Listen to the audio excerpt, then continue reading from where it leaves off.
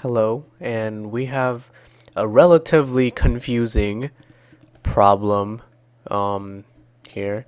And, and this problem says a box is sliding up an incline that makes an angle of 16 degrees with respect to the horizontal. The coefficient of kinetic friction between the box and the surface of the incline is 0.180. The initial speed of the box at the bottom of the incline is 1.5 meters per second. So how far does the box travel along the incline before coming to rest? Well, since this deals with motion and stuff, and inclines and friction, I think it's best interest of us to draw a free body diagram. So let's go ahead and do that really quickly. Okay, so we have, let me provide a color accurate drawing. So we have our little box there, and we have two major forces, and those are mg cosine of 16 and mg sine of 16.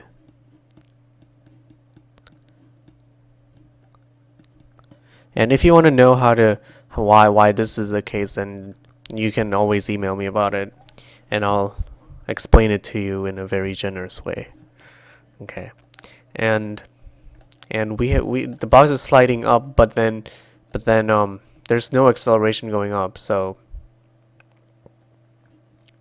well, except since it's sliding upwards, the friction is going to go the other direction, which is this way. So the friction, I'm just going to put friction at the top when it's actually supposed to be at the bottom. But since there's more space on the top, it's going to be on the top. So friction, so this is going to be the kinetic friction because it's moving right now. So kinetic friction. And we have our normal force. We have our little normal force going this way. So force of normalness, as I'd like to call it. And this is actually equal to this thing right here, because there's no other forces acting vertically this way. So this is actually equal to the force of normalness. Alright. So how do we calculate the friction? Because we have, okay, we don't even have the mass, so but let's try to make up a little expression for our friction anyway. Well, we know that for friction, the friction of K is equal to what is this? 0.180. So 0.180. So that's the mu of K times the normal force. So times mg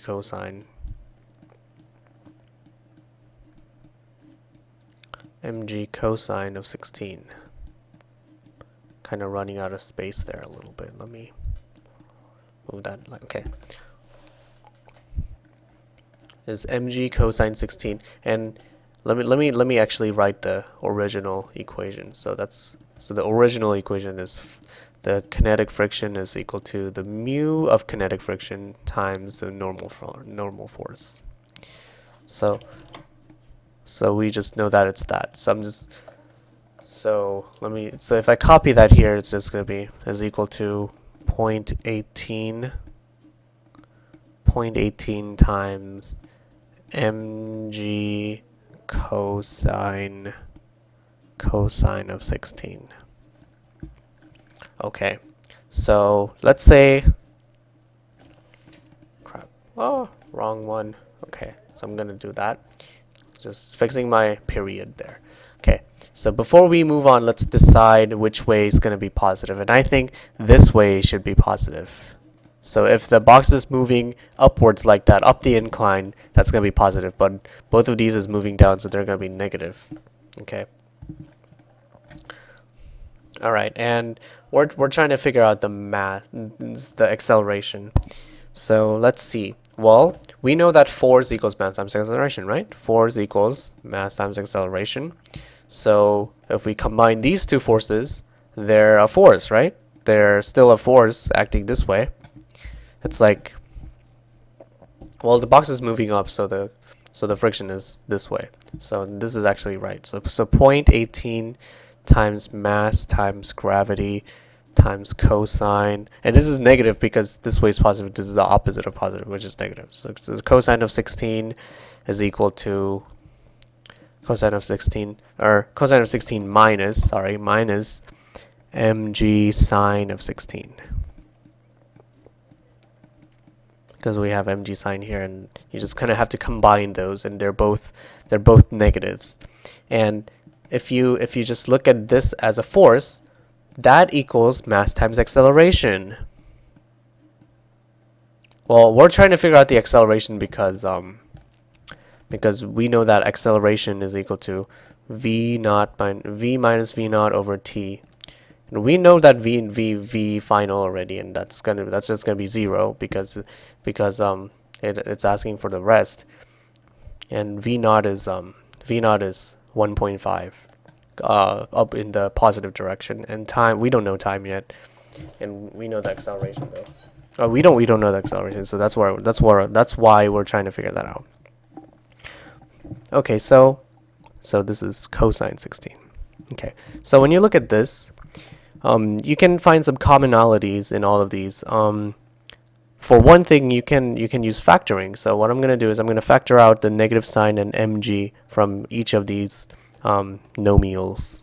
So negative mg is going to equal to 0.18 times cosine of 16 plus, because when you take this negative out, or if you multiply it, it's going to be negative, so plus the sine of 16. Crap.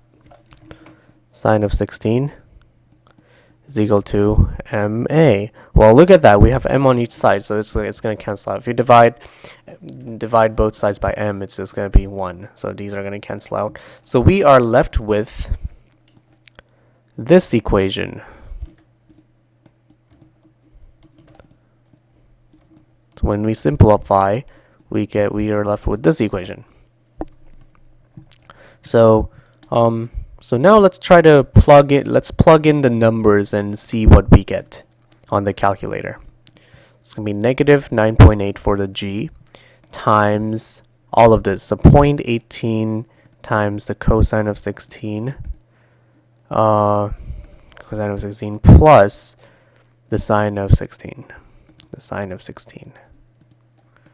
And then don't forget to close the parentheses, and we get the acceleration of negative 4.9.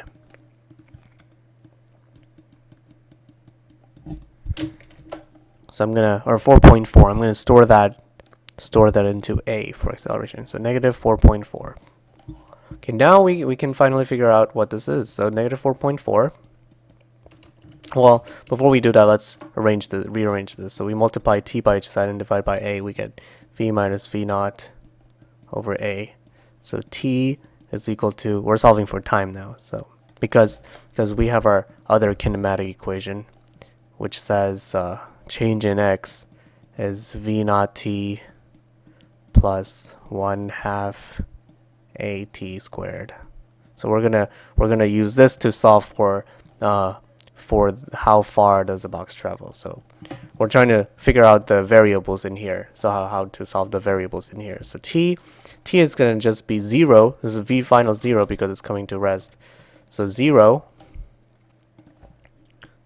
minus v naught, which is 1.5, over the acceleration, which is just negative 4.4. So this is going to be negative 1.5 over 4.4, which is just going to be, let's see, negative 1.5 divided by negative 4.4. So this is going to be 0.34. So I'm just going to store that into t.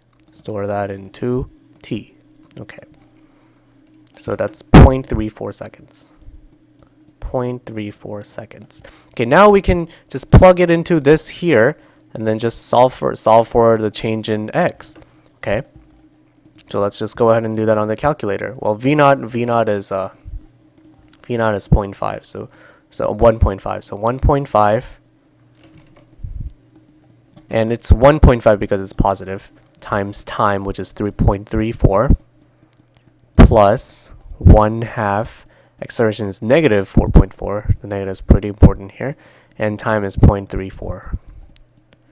1.34 squared. So if you plug that into the calculator, I'm actually gonna use the real numbers. So 1.5 times time plus 0.5, which is equal to half, times negative times the acceleration. That's the acceleration, not negative acceleration, but just acceleration. And acceleration turns out to be negative. So yeah, and then that times time squared. Time squared. And we get 0.255 or 0.256. So 0.2556 meters. And that is our answer. Let me draw a little square here before we wrap things up. So that is our answer, and I'm going to bring this up with us. Okay. Also, I'll just put it right here. Okay. So that's how far it travels. And I verified this on the WebAssign because they said it was right. So if you get it wrong, then you probably put something wrong in, like you probably use one of my numbers instead of yours. So make sure to use yours if you want to get it right. All right. I hope it clarified this problem a little bit.